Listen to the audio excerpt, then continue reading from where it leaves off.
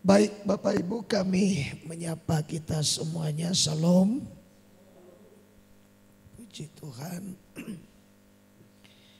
Kita bersyukur malam ini Bapak Ibu kita bisa ada waktu untuk beribadah kepada Tuhan. Supaya kita bisa mendapatkan kesempatan demi kesempatan untuk boleh hidup di hadapan Tuhan di dalam perkenanannya. Baik, kita akan belajar firman Tuhan dalam kitab Wahyu pasal yang ke-10. Mari kita lihat Alkitab kita. Wahyu pasal yang ke-10 ayat yang pertama dan ayat yang pertama saja dulu kita baca, ya silakan. Wahyu 10 ayat 1, demikian firman Tuhan. Dan aku melihat seorang malaikat lain yang kuat turun dari surga, berselubungkan awan dan pelangi ada di atas kepalanya, dan mukanya sama seperti matahari dan kakinya bagaikan tiang api. Ya, saudara, di sini ayat ini menyebut malaikat yang kuat. Tapi sebenarnya ini Bapak Ibu bukan malaikat. Ini menunjuk kepada Tuhan Yesus. Kalau kita perhatikan mukanya sama seperti matahari, kakinya bagaikan tiang api. Di ayat-ayat yang lain ini menunjuk kepada Tuhan Yesus. Kalau kita melihat juga malaikat sering tampil dalam perjanjian lama. Tapi sebenarnya itu menunjuk kepada Tuhan itu sendiri.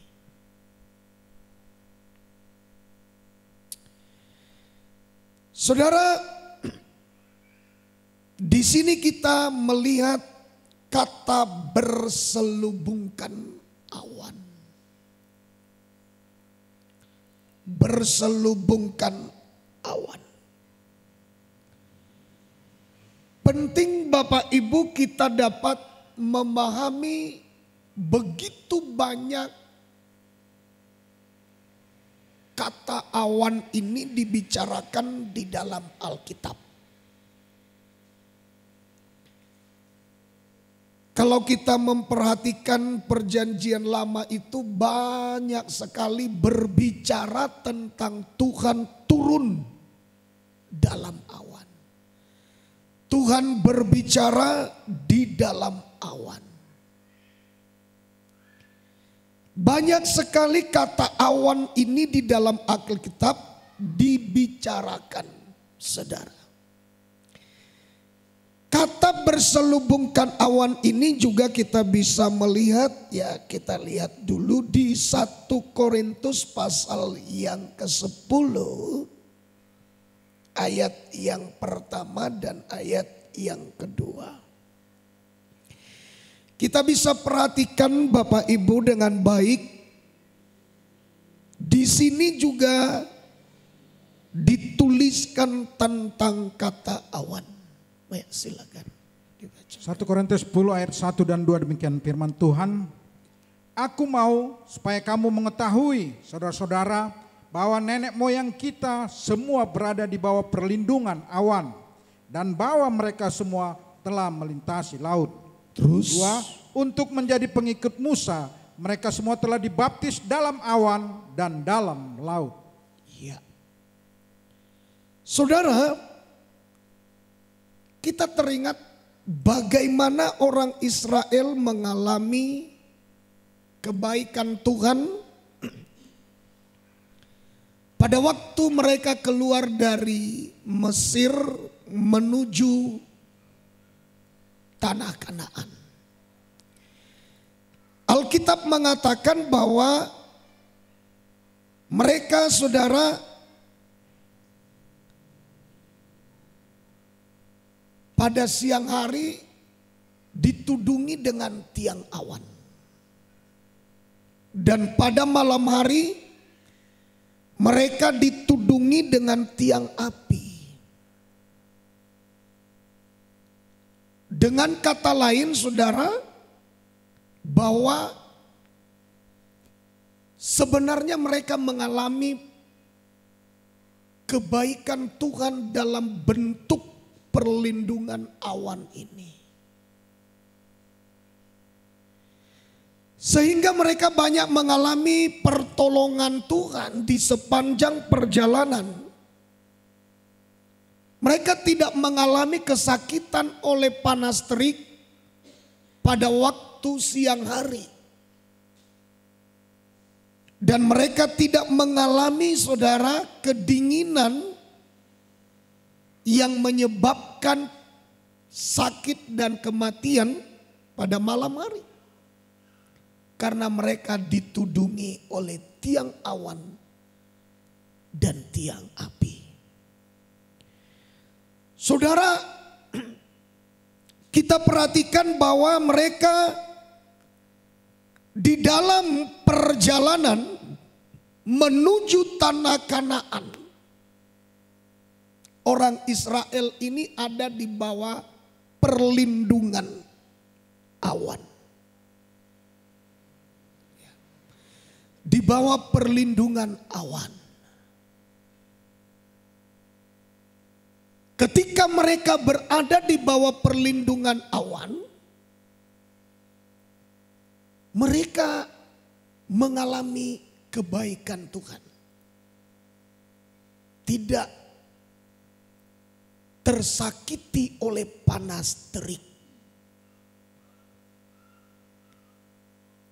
Itulah bentuk penyertaan. Itulah bentuk kehadiran Tuhan yang maha baik dalam kehidupan orang Israel. Tetapi di ayat yang kedua kita memperhatikan untuk menjadi pengikut Musa, justru dikatakan mereka semua telah dibaptis dalam awan dan dalam laut. Dengan kata lain, saudara, awan tadi ini, saudara, telah membaptis mereka.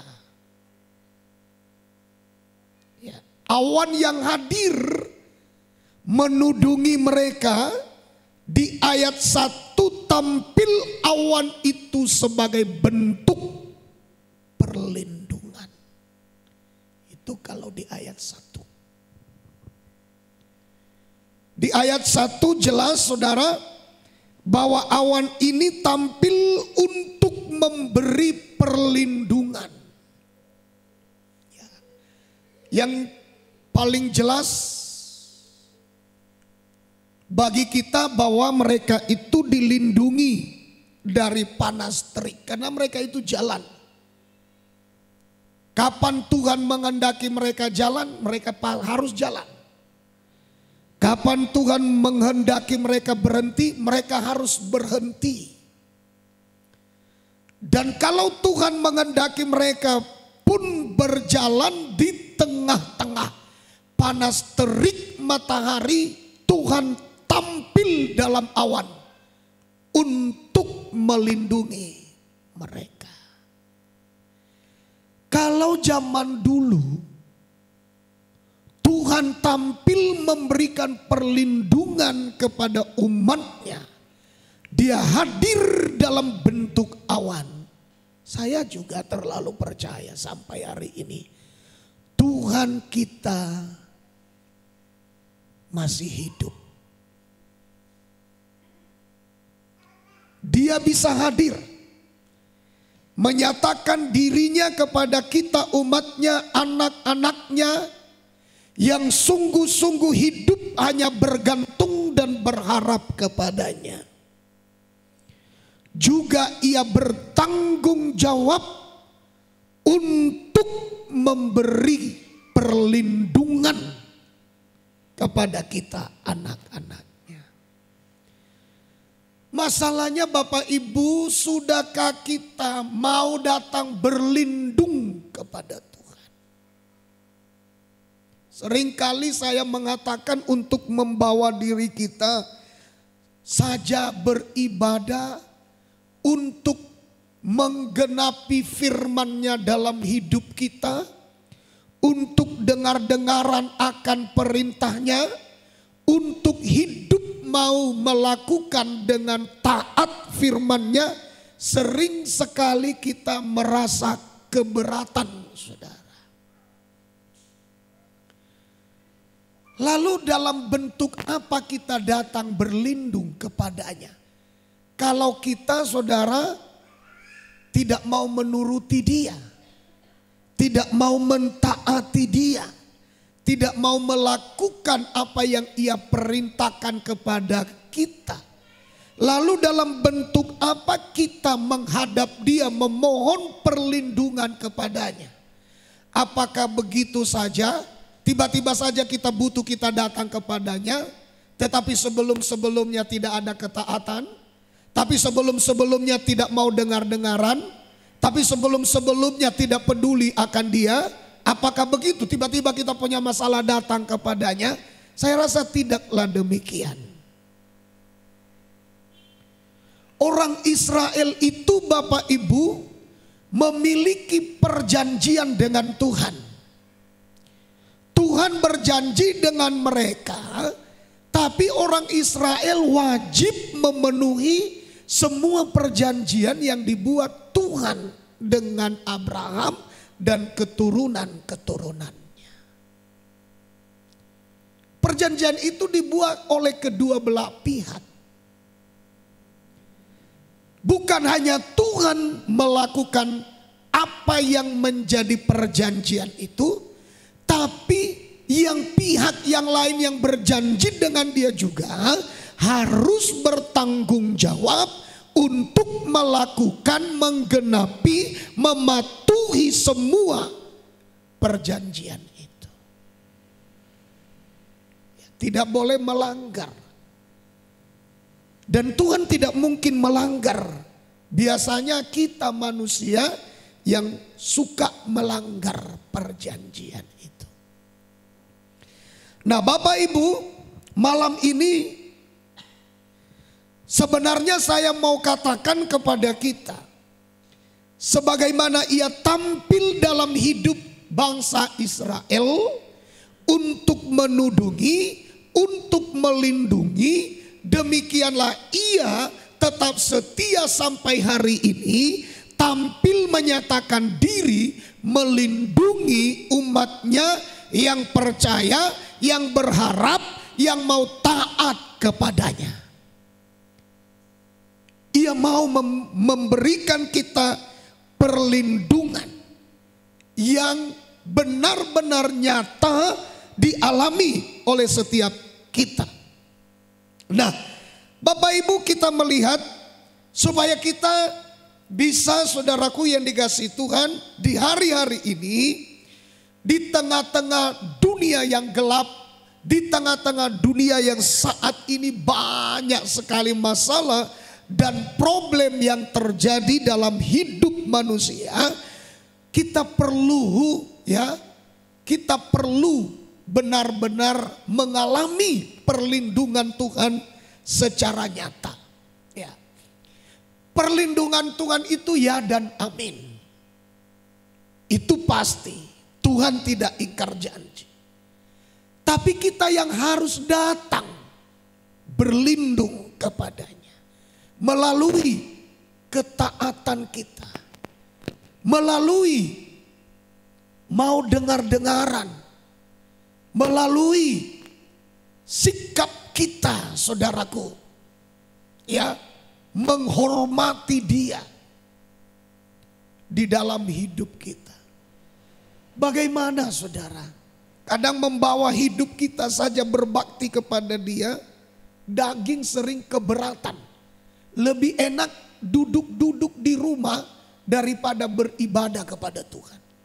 Lebih enak ngobrol dengan orang lain sampai banyak habis waktu daripada beribadah kepada Tuhan. Ya.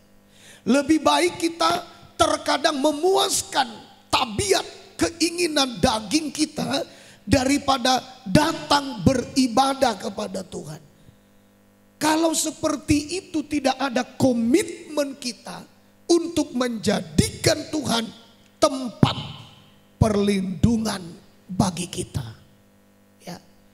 Kita harus memiliki komitmen untuk menjadikan Tuhan itu sebagai satu-satunya tempat perlindungan bagi kita.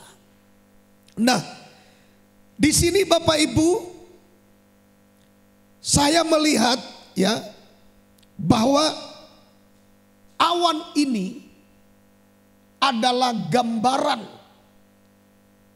atau menunjuk kepada satu pribadi, yaitu pribadi Roh Kudus.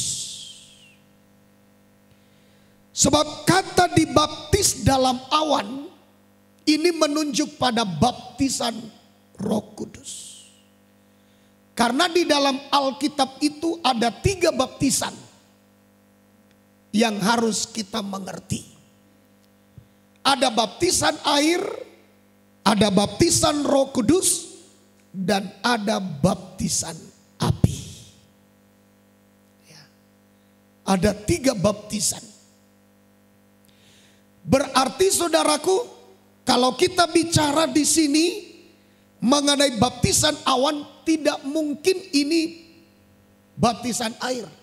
Baptisan awan air, tidak mungkin juga baptisan api. Karena hanya 3 baptisan, baptisan air, baptisan Roh Kudus, baptisan api. Maka baptisan awan ini menunjuk kepada baptisan Roh Kudus.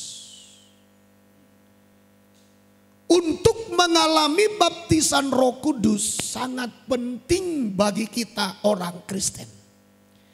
Karena saya melihat justru yang menjadi kekuatan bangsa Israel untuk berjalan selama 40 tahun melewati padang gurun yang tidak gampang untuk dilewati, itu hanya memungkinkan karena mereka sudah lebih dulu mengalami baptisan Roh Kudus. Sehingga Roh Kudus yang telah membaptis mereka sepanjang hari, setiap hari, sepanjang minggu, sepanjang bulan, sepanjang tahun, 40 tahun lamanya mereka terpelihara berada dalam perlindungan Roh Kudus. Jadi betapa pentingnya kita setiap pribadi mengalami baptisan Roh Kudus ini. Kalau saudara mau mengalami perlindungan Tuhan, penyertaan Tuhan yang pasti di zaman akhir ini, menghadapi berbagai tantangan, menghadapi berbagai kesulitan hidup, menghadapi serangan-serangan antikristus dan roh iblis yang begitu ganas untuk membunuh, membinasakan banyak manusia, maka gereja, saya dan saudara membutuhkan baptisan Roh Kudus, sehingga Roh Kudus di zaman akhir ini tampil untuk menudungi, memberi perlindungan bagi kita gerejanya. Amin. Amin. Jadi ini harus kita kejar. Salah satu yang menjadi kekuatan gereja adalah mengalami baptisan Roh Kudus, mengalami naungan dan perlindungan daripada Roh Kudus. Panas terik itu bicara masalah yang menyakiti kulit kita. Dan kalau berlebihan bisa menjadi penyakit. Tapi saudaraku, karena Tuhan hadir melalui awan, maka matahari tidak menyakiti kulit kita. Inilah bentuk perlindungan yang nyata, sempurna dalam kehidupan orang yang percaya kepada Tuhan. Ya. Nah, kita perhatikan saudara ayat 2, untuk menjadi pengikut Musa, mereka semua telah dibaptis dalam awan dan dalam laut. Mengapa ada kata untuk menjadi pengikut Musa? Ya. Berarti untuk menjadi pengikut Musa, ini adalah sebuah gambaran kehidupan yang mau dipimpin.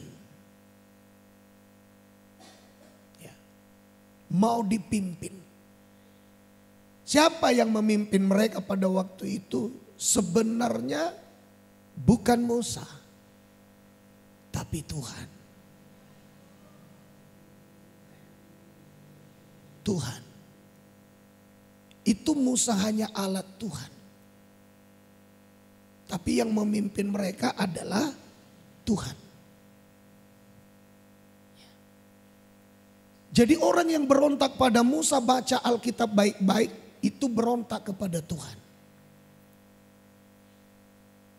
Orang yang berontak kepada Musa, orang yang mau melempari Musa dengan batu, orang yang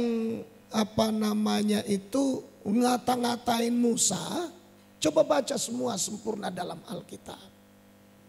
Semuanya itu adalah bentuk perlawanan kepada Tuhan. Jadi mau dipimpin oleh Musa itu artinya mau dipimpin oleh Tuhan. Atau sebaliknya, mau dipimpin oleh Tuhan berarti mau dipimpin oleh Musa. Karena yang memimpin sesungguhnya bukan Musa tapi Tuhan. Itu makanya setiap firman yang datang disampaikan oleh Musa. Bukti bahwa yang memimpin bangsa Israel adalah siapa? Tuhan. Setiap firman yang datang disampaikan oleh Musa. Apapun nanti pelanggaran yang dibuat oleh orang Israel, pasti ada perintah firman. Apapun nanti kesalahan yang dibuat oleh bangsa Israel, pasti turun firman. Dan firman itu disampaikan oleh Musa. Ya. Jadi Bapak Ibu, kata di situ mereka untuk menjadi pengikut Musa, sebenarnya di situ adalah menunjuk kehidupan yang mau dipimpin. Mau dipimpin. Mau dipimpin, mau diarahkan, mau dibawa, mau diberi petunjuk. Ya. Itulah gambaran mau jadi pengikut. Ngikut kemana? Ngikut ke tanah Kanaan. Gak rugi Bapak Ibu. Tanah Kanaan itu ngapain di sana? Di sana Tuhan sediakan apa? Berkat susu dan madu. Jadi bukan untuk merugikan bangsa Israel, bukan. Bukan untuk membuat mereka tersakiti, bukan. Tapi untuk menuntun mereka kepada berkat yang disediakan Tuhan, yaitu susu dan madu. Tapi masalahnya saudaraku, gampangkah? Tidak gampang. Tapi saya mau pastikan kepada kita, betulkah ada tanah Kanaan yang penuh berkat susu dan madu? Betul. Sebenarnya kalau kita gambarkan saja, sebenarnya dalam hidup sehari-hari, mau bekerja di ladang, mau bekerja di sawah, mau bekerja cari hidup sehari-hari, siapa bilang juga gampang? Begitu langsung kelola sawah langsung besok tuai, tidak. Semua ada prosesnya.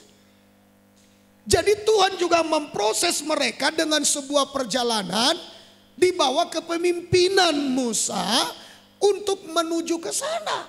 Kalau tidak mau, ya tidak akan tercapai. Kalau tidak mau, ya tidak akan bisa masuk ke tanah Kanaan yang dijanjikan Tuhan ada berkat susu dan madu. Jadi gimana caranya? Ya harus mau dipimpin. Gimana caranya? Harus mau melewati padang gurun. Bagaimana caranya? Ya harus mau, saudaraku, mengikuti semua aturan Tuhan selama perjalanan dari Mesir sampai ke tanah Kanaan di bawah kepemimpinan Musa. Katakan amin. Ya, itu. Jadi Bapak Ibu, kalau kita mau, ya, mau dipimpin sama dengan mau memberi diri tergembala dengan baik, maka yang pertama agar kita mengalami perlindungan sempurna dari gembala yang maha sempurna, yaitu gembala agung kita Yesus Kristus, tidak kekurangan sepanjang perjalanan, binatang buas dijauhkan, penyakit dijauhkan, maka kita harus mau mengalami baptisan.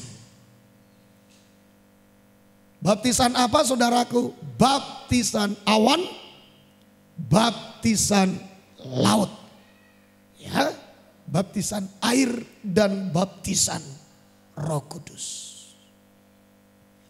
Dua baptisan ini harus benar. Dua baptisan ini harus dilakukan dengan sungguh-sungguh, dengan segenap hati dan di dalam kebenaran. Harus di dalam kebenaran. Jangan lakukan asal-asalan. Jangan memberi diri dibaptis asal-asalan. Tidak ada maknanya. Tidak ada faedahnya. Tidak ada gunanya bagi kita. Sebab saya baca di dalam Alkitab bahwa baptisan air pengampunan dosa untuk mengampuni dosamu. Siapa yang percaya dan dibaptis akan diselamatkan. Harus melahirkan sebuah pengampunan dosa dalam hidup kita. Harus melahirkan keselamatan bagi kita. Makanya dibaptis itu harus sungguh-sungguh dengan pengertian yang benar. Baru kata lain lagi, saudaraku, untuk membersihkan hati nurani. Kalau tidak berdampak itu nggak ada artinya baptisan. Harus membersihkan hati nurani kita, karena kiasannya baptisan adalah membersihkan hati nurani. Lalu selanjutnya untuk pengampunan dosa. Lalu selanjutnya untuk keselamatan. Jadi harus berkaitan dengan ini semua. Harus melahirkan itu semua di dalam hidup kita. Kalau saudara dibaptis tapi tidak membuahkan seperti itu, maka baptisan telah menjadi sia-sia kita lakukan. Gak ada artinya. Makanya kita tidak memiliki kekuatan untuk melewati padang gurun, mencapai tanah Kanaan kita. Karena kenapa kita tidak mengalami itu? Dosa tidak diampuni, keselamatan belum tercapai, hati nurani belum bersih. Itu dia. Makanya baptisan ini harus benar dilakukan. Baptisan air dan baptisan Roh Kudus harus benar. Dengan pengertian yang serius, yang sungguh-sungguh, yang benar, dengan melakukannya dengan kesungguhan, dengan pengertian, ya, maka baru berdampak melahirkan pengampunan dosa, keselamatan, dan hati nurani yang dibersihkan. Baru nanti kita akan melihat secara nyata, kita boleh melewati padang gurun, tapi Tuhan akan memberi perlindungan atas hidup kita.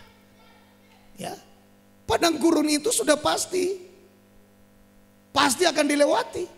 Tapi jangan takut, ada Tuhan menyediakan perlindungan. Ya, kalau Tuhan menyediakan perlindungan, maka saya yakin, saya percaya kita akan memiliki kekuatan yang cukup mencapai tanah Kanaan kita berkat susu dan madu. Kita bisa capai. Haleluya. Kita pasti bisa capai. Tapi harus, saudaraku, kita mau menjadi pengikut Musa dengan melewati 2 baptisan ini. Paling tidak, yaitu baptisan di dalam laut dan baptisan di dalam awan. Ya. Dibaptis dalam laut artinya ketika orang Israel masuk dalam laut Kulsum yang dibelah oleh Musa, disitulah mereka dibaptis oleh Tuhan. Itu pengertiannya. Ya. Itu karena mereka masuk ke dalam. Ya. Disitulah Tuhan baptis mereka. Ya. Nah, ketika sudah dibaptis dalam awan, ya, artinya pada saat bangsa Israel, ya, mengalami, ya, awan turun menudungi mereka, maka pada saat itu Roh Kudus membaptis orang Israel. Ya. Sejak mereka melewati pertama dulu, perhatikan, ini penting kita perhatikan. Pertama dulu mereka dibaptis dengan laut. Ya kan? Begitu keluar dari Mesir, mereka berhadapan dengan laut Kulsum, mereka dibaptis di situ. Jadi duluan baptisan air. Setelah itu, saudaraku, mereka jalan melewati padang gurun menuju tanah Kanaan. Mereka mengalami baptisan awan, baptisan Roh Kudus. Jadi 2 baptisan ini harus kita lewati untuk menyempurnakan, ya, untuk menyempurnakan hidup kita ada di bawah kepemimpinan Tuhan dan ada di bawah perlindungan Tuhan. Kita harus taati Dia. Kita harus mentaati Tuhan dengan baik. Memberikan diri menjadi pengikut Musa, mau dibaptis dengan air, mau dibaptis dengan Roh Kudus, maka setelah itu kehidupan kita di dalam melewati padang gurun kita, Tuhan akan tampil menjadi tempat perlindungan bagi kita.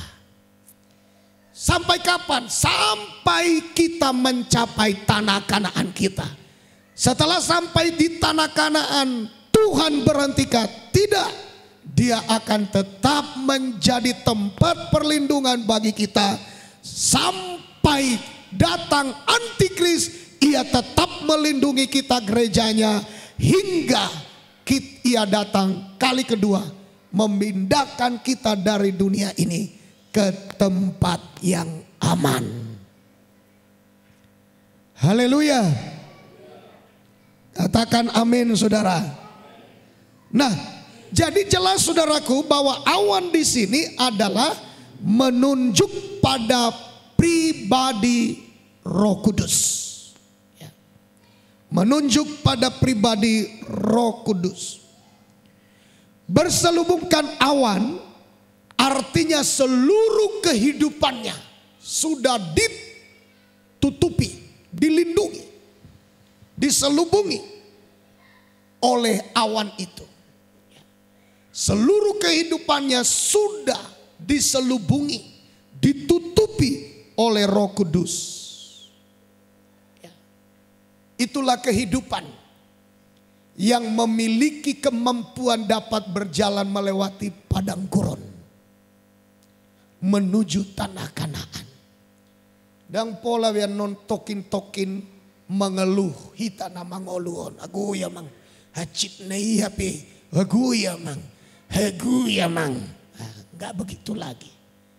kita ditudungi. Padang gurun itu saudaraku tidak gampang untuk dilewati tanpa pertolongan Roh Kudus. Gak gampang. Kita akan melewati banyak binatang buas.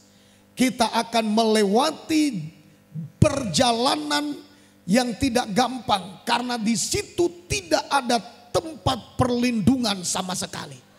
Kalau engkau dikejar-kejar ular, engkau dikejar-kejar harimau, singa dan lain sebagainya, nggak ada tempat berlindung. Tapi puji Tuhan, tiang awan selalu hadir untuk memberi perlindungan. Tiang api selalu hadir untuk memberi perlindungan. Bukti kehadiran Tuhan di dalam kehidupan kita. Yang mau jadi pengikut Musa, yang mau melewati baptisan air dan baptisan Roh Kudus. Haleluya. Haleluya. Nah, saudara, ketika Yesus ditutupi oleh Roh Kudus, di sini manusia daging Yesus tidak hidup lagi dia dalam daging, tapi hidup dalam kuasa Roh Kudus.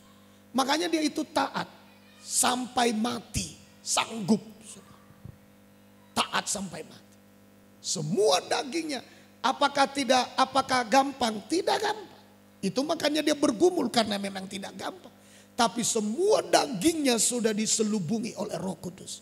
Maka kita baca juga di dalam Alkitab, aku mengusir setan dengan kuasa Roh Kudus, maka kerajaan Allah datang kepadamu. Semua oleh pekerjaan Roh Kudus, hidupnya pekerjaan Roh Kudus. Alkitab juga mencatat bahwa ia dibangkitkan oleh Roh Kudus. Jadi hidupnya itu ya semuanya sudah pekerjaan Roh Kudus. Itulah diselubungi. Kalau kita dibaptis air kan masuk ke dalam air. Kalau kita dibaptis Roh Kudus masuk ke dalam awan, ya, ditutupi dengan awan berarti dikuasai oleh Roh Kudus. Jadi daging harus kita matikan. Daging harus kita matikan, ya. Keinginan-keinginan untuk bergosip, keinginan-keinginan untuk berdosa, keinginan-keinginan untuk memberontak, semua harus kita kalahkan di bawah kuasa Roh Kudus. Ya, jangan kita lawan Roh Kudus untuk memenuhi keinginan daging. Jangan, kita harus taklukkan semuanya di bawah daripada kuasa Roh Kudus. Katakan amin. Daging kita mau berontak, kita taklukkan pada kuasa Roh Kudus.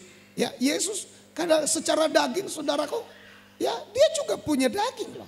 Itu makanya dia memohon, Bapa. Ya, itu makanya dia ketakutan. Kan ketakutan di Taman Getsemani itu daging.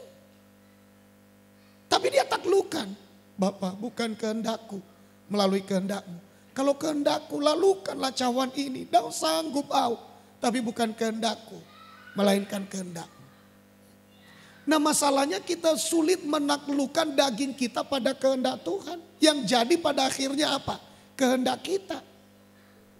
Akhirnya meluaplah amarah, meluaplah pertengkaran, meluaplah perkelahian, meluaplah gosip-gosip murahan, keluarlah fitnah, keluarlah iri hati. Kenapa? Karena kita tidak bisa menaklukkan, mengalahkan daging kita pada kuasa Roh Kudus.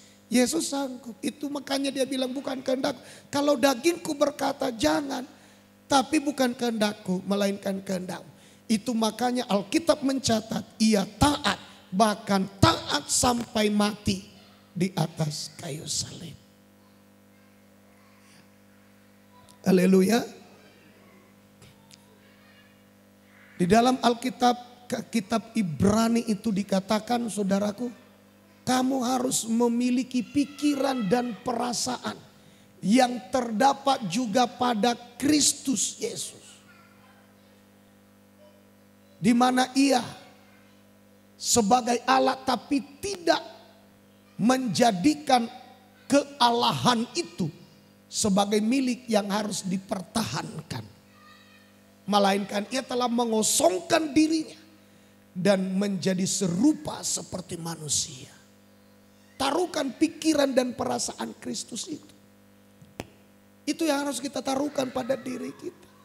Apa itu pikiran dan perasaan? Tidak mempertahankan kealahan. Kenakan pada diri kita. Tidak mempertahankan kehebatan kita. Tidak mempertahankan harga diri kita.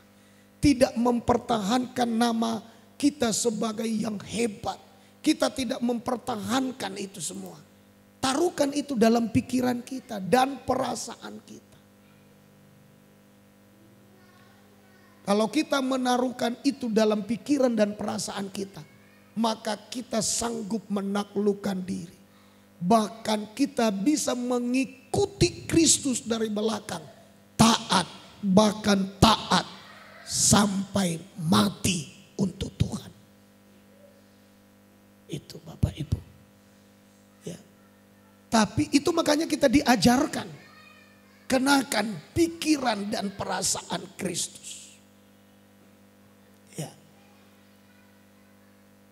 Jangan sakiti orang lain. Jangan. Jangan bersuka cita di atas penderitaan orang lain. Jangan. Sebab banyak sekarang ini Bapak Ibu. Lempar batu sembunyi. Dang do tahu sih Pak. Dang do. Nah, iya gak apa-apa. Tapi apa betul Tuhan gak tahu?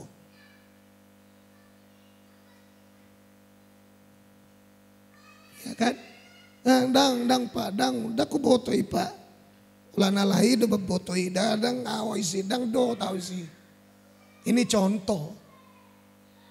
Ya. Kita aja saudaraku yang dikasih Tuhan yang merenung-renungkan di dalam diri kita. Dang do tahu sih Pak. Dang terlibat tahu sih. Alahi deh. Mana sadiri deh. Iya. Kita lihat kejadian-kejadian beberapa tahun yang lalu. Bagaimana seseorang saudaraku yang dikasihi Tuhan dirancang sedemikian rupa seakan-akan seperti itu. Tapi ternyata hanya sebuah drama. Yang sebenarnya bukan seperti itu. Terkadang saudaraku yang dikasihi Tuhan, kita ini manusia daging jahat Bapak Ibu. Kita juga merencanakan seperti itu dan kita berkata, dang do tahu sih Pak, dang do tahu sih. Nggak ikut aku di situ. Dang halahidi. Nggak apa-apa. Bagi saya saudaraku, kata-kata seperti itu nggak apa-apa. Tapi apakah betul Tuhan tidak tahu? Ini dia. Nah ini makanya kita taklukkan daging kita. Jangan sekongkol dengan orang lain untuk merugikan orang lain, merusak nama baik orang lain, menghancurkan popularitas orang lain, dan lain sebagainya. Tuhan tidak kehendaki itu. Yesus Bapak Ibu dia taat sepenuhnya. Taat kepada Tuhan. Kepada Bapa di sorga. Bahkan sampai mati di kayu salib. Ia taat. Itulah bentuk ketaatan tingkat tinggi. Yang dimana daging sudah ditaklukkan pada kehendak Roh Kudus. Ya, nah Bapak Ibu, untuk kita dapat menjadi pribadi seperti Yesus mengalami diselubungi dengan awan, maka kita harus mau mengalami percikan darah. Mengalami percikan darah itu adalah sama dengan mau melewati penderitaan. Mau melewati penderitaan. Kadang saudaraku yang dikasihi Tuhan, diizinkan Tuhan untuk mematikan daging kita. Difitnah.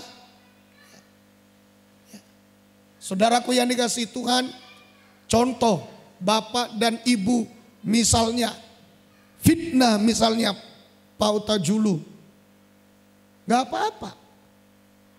Tetapi Bapak Ibu, ya, pekerjaan fitnah itu pasti dituntut Tuhan pertanggungan jawab. Ya. Apa yang dilakukan misalnya oleh pauta julu? Yang dilakukannya adalah, ya, dia taklukkan dirinya pada kehendak Bapa seperti Yesus. Ditinju Yesus, bam, ditutup matanya, ditinju, ditanya sama dia, siapa yang tinju kau? Diam. Pertanyaan saya, mau ditutup mata Yesus, dia ditinju, dia tahu nggak yang ninju dia? Tahu. Dia itu maha sempurna, dia itu Tuhan 100%, manusia 100%. Dari mana kita tahu dia manusia? Ya iya, lahir dari kandungan Maria. Dilahirkan secara daging. Dari mana kita tahu dia manusia? Dia butuh istirahat. Dia lapar. Dia haus. Aku haus, ya kan? Baru dari mana lagi kita tahu dia manusia 100%. Dikatakan di dalam Alkitab, dia ketakutan dan gentar, hatinya sedih. Itu ciri-ciri manusia daging. Kalau Tuhan gak sedih. Ya. Tapi saudaraku yang dikasihi Tuhan, dia juga 100% Tuhan. Haleluya, amin. Dari mana kita tahu? Sebelum dunia ada, dia sudah ada. Itu kata Alkitab. Ya. Sebelum dunia ada, dia sudah ada. Pada mulanya adalah firman. Firman bersama-sama dengan Allah. Firman itu adalah Allah. Firman itu menjelma jadi manusia. Itulah Yesus. Jadi dia 100% manusia, 100% Tuhan. Nah, kapan dia takut? Disitulah kita menempatkan itu adalah manusia dagingnya. Haleluya. Katakan amin. Dia mengosongkan diri. Nah, itu saudaraku yang dikasihi Tuhan, sikap manusia daging yang taat. Nah, mangoloi. Nah, itu bicara ketaatan. Dan mengalo, itu bicara ketaatan kepada Bapa. Mengampuni, itu bicara ketaatan pada Bapa, kepada firman. Ya. Haleluya. Mau disalib, dia tidak melawan. Bukan kehendakku Bapa, tapi kalau bisa lepaskanlah. Tapi kalau tidak bisa, kehendakmu lah yang jadi. Dia tidak melawan. Nah, itulah daging yang ditaklukkan pada kehendak Bapa. Ya.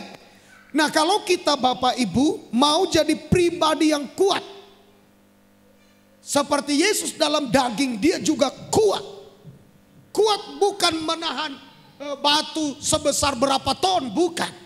Kuat sanggup menahan diri menghadapi orang-orang yang menganiaya. Itu yang dimaksud kuat. Ya.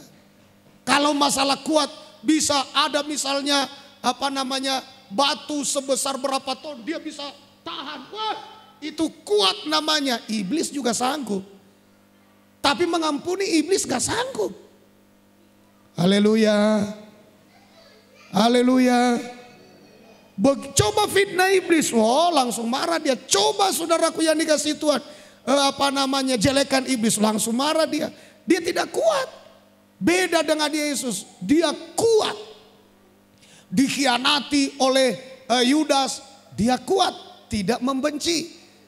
Ya, disangkal oleh Petrus di depan matanya, dia kuat. Ya, ditinju dia, siapa yang memukul kau? Dia kuat, dia tidak menjawab. Dia diludahi, ya, dia tidak menjawab. Dia dicambuk, dia tidak menjawab. Dia pikul salib, dia jatuh, dia dipukul, bangkit. Dia tidak mempersoalkan semua. Dia nurut aja. Itulah bentuk kekuatan yang sesungguhnya. Kalau saudara mau cari kekuatan, itulah kekuatan yang hebat. Yang tidak dimiliki oleh setan. Tidak ada dalam diri setan itu. Yang ada dalam diri setan itu amarah, iri, benci, fitnah, balas kejahatan dengan kejahatan, bunuh orang, rusak orang. Itu yang ada dalam diri setan. Anggo isi setan gogodo isi kuat. Jadi beda bentuk kekuatan yang dimaksud oleh Tuhan dengan kekuatan yang dimaksud oleh iblis. Ya, supaya kita bisa, saudaraku yang dikasihi Tuhan, ya, ada masalah tapi tidak mau menyerah, tidak mau mengadukan apanya kepada dunia, tidak mau kembali kepada dunia. Itu kuat namanya. Itu kuat. Ya.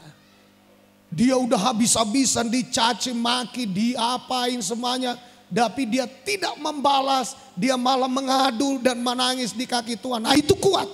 Itu kuat namanya. Ya. Aduh maksudmu. Iya pamate. Itu enggak kuat namanya itu. Itu enggak kuat. Kita harus menjadi pribadi yang kuat di zaman akhir ini, terutama dalam menghadapi iblis yang mau merusak, mau menghancurkan. Ya. Jadi ingat-ingat ya Bapak Ibu, mari kita miliki pikiran dan perasaan yang terdapat dalam Kristus. Jangan suka rusak hidup orang lain. Saudara harus miliki perasaan dalam Kristus, karena Yesus tidak ingin merusak orang lain. Haleluya. Amin. Ya. Nah, saudaraku yang dikasihi Tuhan, puji Tuhan, ya kita lanjutkan sedikit lagi ya. Nah, percikan darah ini dialami Yesus sampai mati di kayu salib. Itu penderitaan. Saudara mau jadi orang yang kuat di zaman akhir ini? Ya, kita harus mau mengalami percikan darah. Ya, difitnah tanpa alasan. Ya. Dijelek-jelekan, itu semua percikan darah.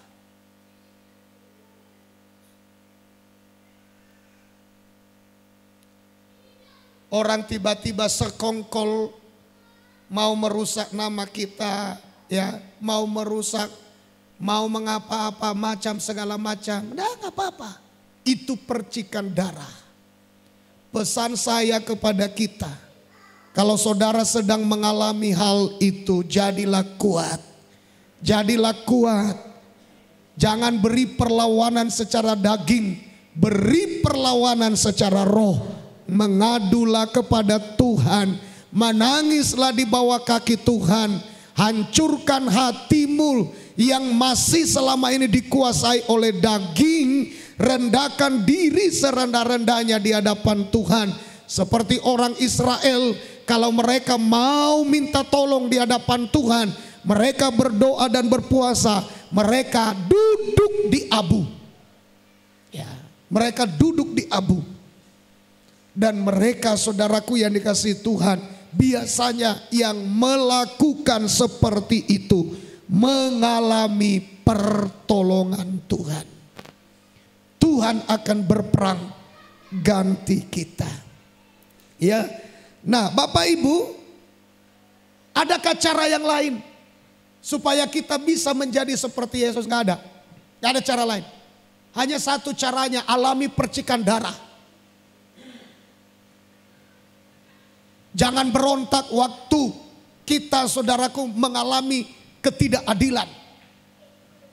Yesus mengalami semuanya itu dan justru di situ kemenangannya. Dia tidak berontak karena dagingnya ditaklukkan. Ia hidup dipimpin dan dikuasai oleh Roh Kudus. Ya. Nah, saudara, kalau seandainya ini misalnya ya, Yesus datang ke depan ini, datang dalam bentuk bayi, ya nggak apa-apa, kita senang-senang aja. Ya, saudara bolehlah tidak mau mengalami percikan darah. Karena kenapa? Dia siap mati buat kita. Tapi maaf saudaraku, ke depan ini Yesus datang bukan sebagai bayi untuk menebus. Ia datang sebagai raja yang akan menghakimi. Haleluya.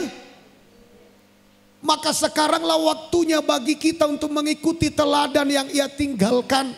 Kalau mau jadi kuat seperti Yesus, maka kita harus mau mengalami percikan darah. Percikan darah itu saudaraku adalah menderita bahkan bukan karena kesalahan kita. Itu namanya mengalami percikan darah. Menderita bukan karena kesalahan kita. Dihakimi bukan karena pelanggaran dan dosa kita. Ya, difitnah, dijelekkan, dihancurkan, mau dirusak dan sebagainya. Ya, itu memang harus terjadi. Tapi Tuhan inginkan jangan kita yang melakukan hal seperti itu. Katakan amin. Kalau iblis itu memang tetap akan bekerja, memfitnah, merusak, menghancurkan. Tapi alangkah baiknya jangan Tuhan temukan anak-anak Tuhan yang menjadi pelaku-pelakunya. Katakan amin. Biarlah itu bagian iblis dan anak-anak iblis yang mengerjakan itu. Kita ini anak-anak Tuhan, harus memikirkan yang baik, mengerjakan yang baik, hidup mengikuti teladan Kristus, mau melewati percikan darah, supaya kita Bapak Ibu tahu menaklukkan hidup kita di bawah kepemimpinan Roh Kudus. Kalau Roh Kudus sudah memimpin hidup kita, kita sudah diselubungi oleh Roh Kudus, maka perjalanan yang menyakitkan yang kita lewati, kita akan mengalami saudaraku perlindungan Roh Kudus yang sempurna. Pada waktu siang hari matahari menyakiti kita, tapi Roh Kudus melindungi kita. Pada waktu malam hari saudaraku, ada binatang yang menyakiti kita, ada rasa dingin yang menusuk tulang-tulang kita, tapi Tuhan hadir memberikan perlindungan bagi kita. Dia tampil dalam bentuk tian awan. Haleluya, katakan amin. Apapun tantangan yang kita hadapi ke depan, masalah yang kita hadapi ke depan, kesulitan yang kita hadapi ke depan, karena kita sudah hidup di zaman akhir, Tuhan bertanggung jawab tampil sebagai tempat perlindungan bagi setiap kehidupan kita, anak-anaknya. Biarlah kita jadi pengikut Musa, tergembala dengan baik, mau dipimpin, mau melewati baptisan air yang benar, dan mau dibaptis dalam awan baptisan Roh Kudus. Bagi Bapak dan Ibu yang belum dibaptis dengan Roh Kudus sampai hari ini, berikan diri dibaptis dengan Roh Kudus, rindukan sedalam-dalamnya. Kalau doa jangan diam, teriak kepada Tuhan dalam kehausan, maka Roh Kudus akan datang untuk baptis kehidupan kita dengan Roh Kudus. Katakan amin. Tuhan Yesus memberkati. Kita lanjutkan hari Kamis depan, kita bangkit berdiri bersama-sama.